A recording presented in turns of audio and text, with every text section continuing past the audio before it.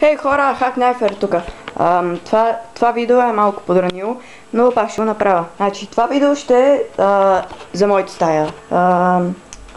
Ще разгледате как е у нас. Малко е разхвърлено, но пак може да стане.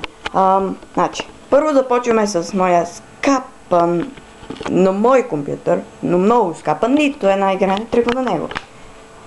Чакайте малко. Та-да-да-дам! Значи, монитора си е скапан. Клавиатурата е щупена. Мишката поне е добра, малко. Колонките изобщо не работят. Това ако не е скапан компютър, не знам какво. Също, само го вижте отзад. А вижте го и отпред какъв е. Ако това не е скапан компютър, верно не знам какво. А сега, вижте компютъра на майка ми.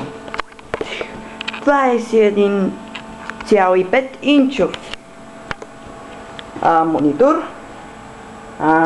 Хубава малка мишка LG и клавиатурата тук.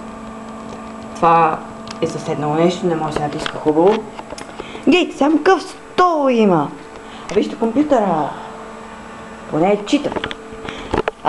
Това тук са най-евтините слушалки, които тя можеше да намери. И са много скапани, да знаете. Не ги купувайте. Тук са слушалките, които ще са за мене след няколко дни. Това е рутера. Така няма да плащаме два интернета.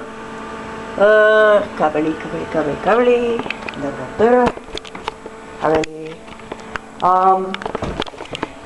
Това тук е моята стая. Доста е разхвърлено. Сега, значи, ето го леглото ми. Прозореца. Да знаете, тези цветя не са мои, те са на майка ми. Тя работи в цветарски магазин. И ето още. Ето го телевизора ми, поне той е читав. Никакви проблеми до сега няма. Огледала. Дърбара. Ето по принцип трябва да си държа учебниците, но аз си ги държа на леглото. Не знам защо. Ето още много скафове. Това ще ви заинтригува. И под заинтригува имам предвид ужаси. Гледайте са. Ще продам абсолютно всичко това. И тогава ще си купа компютъра. Ето го дивана ми, с разни книги, дърбара, шапки. Ей, вижте, имам нова шапка между другото. Какво ще кажете? Чай. Какво ще кажете? Да. Това беше